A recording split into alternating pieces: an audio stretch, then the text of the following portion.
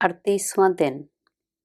पुराने अहदनामा में से आज की तिलावत अय्यूब की किताब, उसका 40वां बाब, तीसरी आयत से लेकर 42वें बाब की 17वीं आयत तक। तब अय्यूब ने खुदावंद को जवाब दिया, देख, मैं नाचीज हूँ, मैं तुझे क्या जवाब दूँ? मैं अपना हाथ अपने मुंह पर रखता हूँ, अब जवाब ना दूंगा। एक बार मैं बोल चुका, बल्कि 2 बार, पर अब आगे ना बढ़ूंगा। तब खुदावंद ने अय्यूब को बगुले में से जवाब दिया, मर्द की मानद अब अपनी कमर कस ले।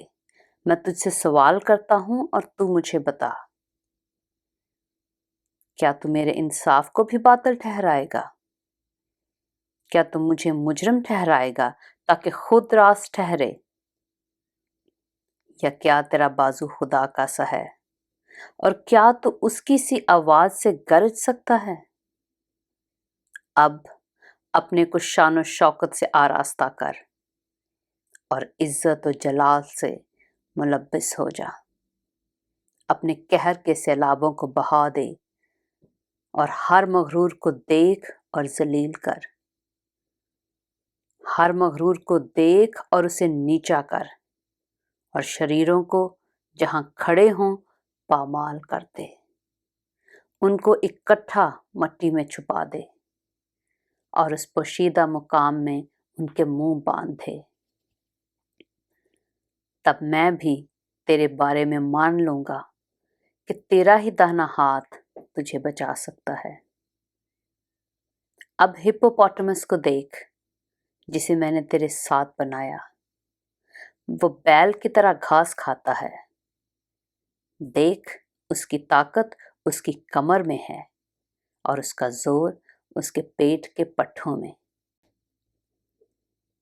वो अपनी दुम को देवदार की तरह हिलाता है। उसकी रानों की नसें बाहम पैवस्ता हैं। उसकी हड्डियां पीतल के नलों की तरह हैं। उसके आज़ाद लोहे के बींडों की मानद हैं। वो खुदा की खास सन्नत है। उसके खालिक ही ने उसे तलवार बख्शी है। यकीनन टीले उसके लिए खुराक बहम पहुंचाते हैं। जहां मैदान के सब जानवर खेलते कूदते हैं, वो कमल के दरख्त के नीचे लेटता है, सरकंडों की आड़ और दलदल में। कमल के दरख्त उसे अपने साया के नीचे छुपा लेते हैं। नाले की बेदें उसे घेर लेती हैं।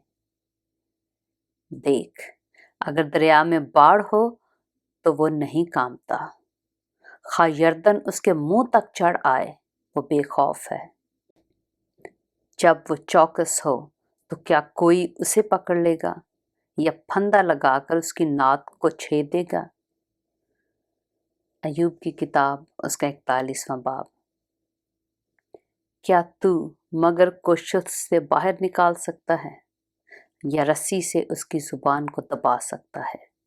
क्या तू उसकी नाक में रस्सी डाल सकता है या उसका जबड़ा मेख से छेद सकता है?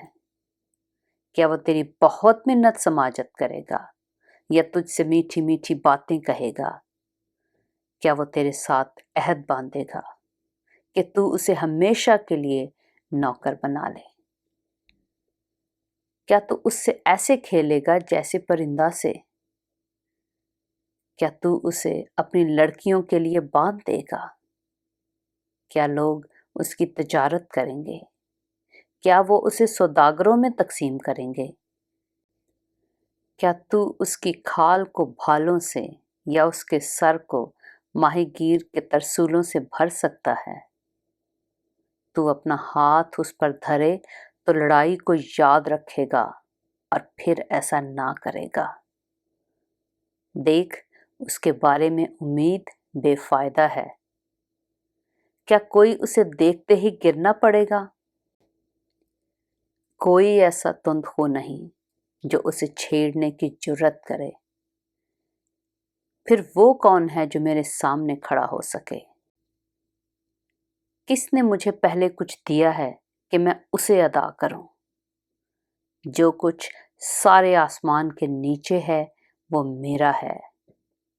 نہ میں اس کے اعضاء کے بارے میں خاموش رہوں گا، نہ اس کی بڑی طاقت اور خوبصورت ڈیل ڈال کے بارے میں۔ اس کے اوپر کا لباس کون اتار سکتا ہے؟ اس کے جبڑوں کے بیچ کون آئے گا؟ اس کے منہ کے کواڑوں کو کون کھول سکتا ہے؟ اس کے دانتوں کا دائرہ دہشت ناک ہے۔ اس کی ڈھالیں اس کا فخر ہیں، جو گویا سخت مہر سے پیوستہ کی گئی ہیں۔ وہ ایک دوسرے سے ایسی جٹی ہوئی ہیں کہ ان کے درمیان ہوا بھی نہیں آ سکتی۔ وہ ایک دوسری سے باہم پیوستہ ہیں۔ وہ آپس میں ایسی سٹی ہیں کہ جدا نہیں ہو سکتی۔ اس کی چھینکیں نور افشانی کرتی ہیں۔ اس کی آنکھیں صبح کے پپوٹوں کی طرح ہیں۔ اس کے منہ سے جلتی مشلیں نکلتی ہیں اور آگ کی چنگاریاں اڑاتی ہیں۔ اس کے نتھنوں سے دھواں نکلتا ہے، گویا کھولتی دیگ اور سلگتے سرگنڈے سے۔ اس کا سانس کوئلوں کو دہکا دیتا ہے اور اس کے منہ سے شعلے نکلتے ہیں۔ طاقت اس کی گردن میں بستی ہے اور دہشت اس کے آگے آگے چلتی ہے۔ اس کے گوشت کی تہیں آپس میں جڑی ہوئی ہیں، وہ اس پر خوب سٹی ہیں اور ہٹ نہیں سکتی۔ اس کا دل پتھر کی طرح مضبوط ہے، بلکہ چکی کے نچلے پارٹ کی طرح۔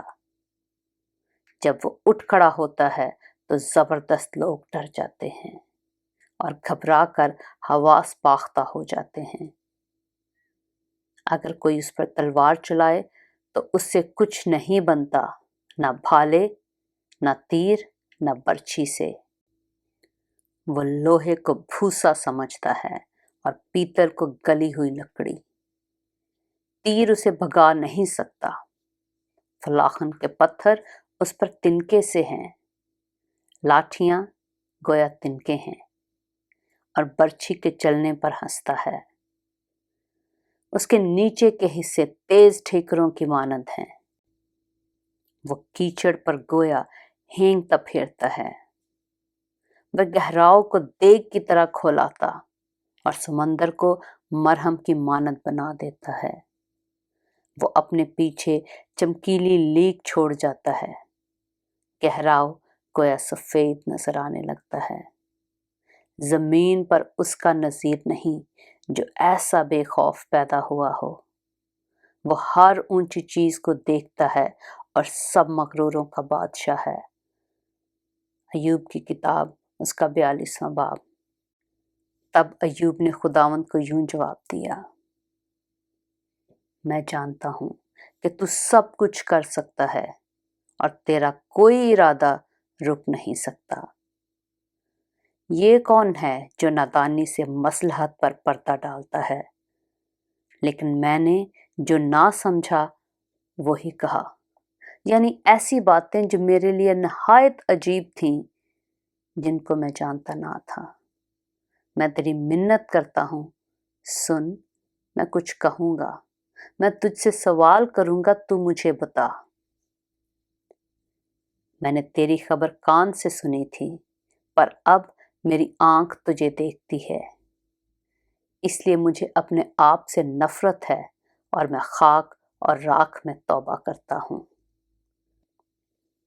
اور ایسا ہوا کہ جب خداوند یہ باتیں ایوب سے کہہ چکا تو اس نے الیفز تیمانی سے کہا کہ میرا غضب تجھ پر اور تیرے دونوں دوستوں پر بھڑکا ہے، کیونکہ تم نے میری بابت وہ بات نہ کہی جو حق ہے، جیسے میرے بندہ ایوب نے کہی۔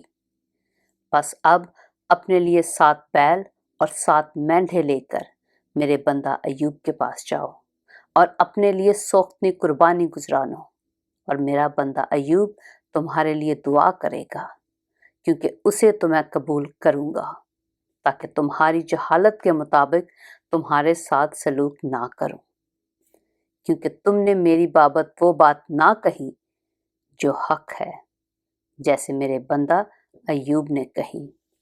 सो अलीफस तेमानी और बलदत सूखी और जूफर नमाती ने जाकर जैसा खुदावन ने उनको फरमाया था किया, और खुदावन ने अयूब को कबूल किया। और खुदावन ने अयूब की अस्सीरी को, जब उसने अपने दोस्तों के लिए दुआ की, बदल दिया। और खुदावन ने अयूब को जितना उसके पास पहले था उसका 2 चंद दिया।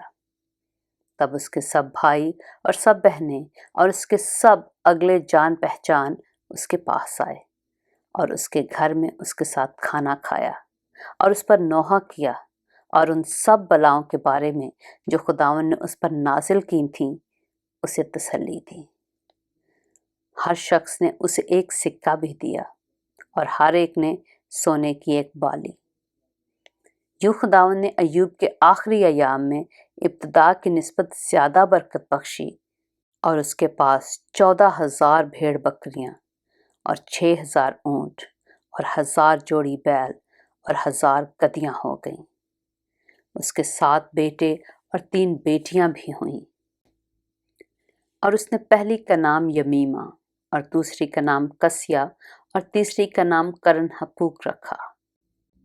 और उस सारी सरजमीन में ऐसी औरतें कहीं न थीं जो अयूब की बेटियों की तरह खूबसूरत हों। और उनके बाप ने उनको उनके भाइयों के दरमियान मिरास दी। और इसके बाद अयूब 140 बरस जीता रहा और अपने बेटे और पोते 4थी पुश्त तक देखे। और अयूब ने बुढ़ा और उम्र रसीदा होकर वफात पाई। पाक कलाम के पढ़े और सुने जाने पर खुदावंद की बरकत हो।